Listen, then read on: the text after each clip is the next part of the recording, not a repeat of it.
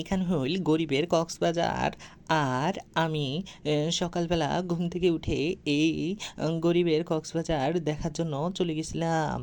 তো যেতে যেতে প্রথমে গরিবের মতো করে রিকশায় উঠে নেই, তারপর সুন্দর সুন্দর করে ভিডিও করতে করতে যাই।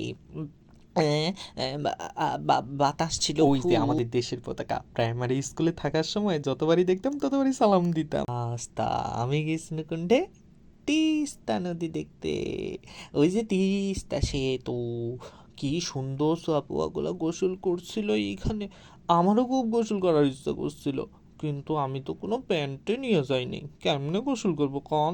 এত বড় নদী দেখে তো আমি খুব খুশি হয়ে গেছিলাম, কিন্তু পানি দেখে আমার খুব ভয় লাগতেছিল।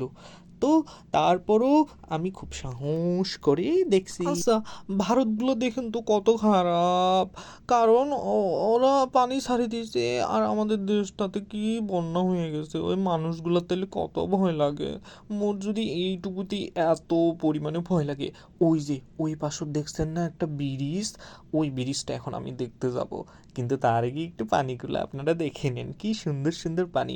আর শুনেন, এটা কিন্তু মোর প্রথম ভিডিও, আরও সুন্দর সুন্দর ভিডিও বানাবো, তোমরা একটু সাপোর্ট করেন প্লিজ, সবাই একটু ফলো করে দেন, কমেন্ট করবেন।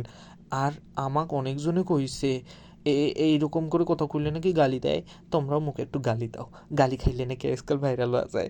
মামু লেলা আরও কে কে আছে, এরা নাকি গালি খাই খাই ভাইরাল হয়েছে। তো মুখে একটু গালি দাও, দাও দাও দাও প্লিজ, দাও দাও। তাই এই ব্রিজখান কিন্তু অনেক সুন্দর, কিন্তু হাঁটতে হাঁটতে একটু খুব ভয় লাগে জানেন।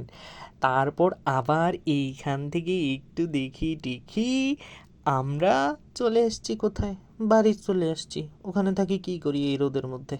ঠিক আছে, সবাই ফলো করেন।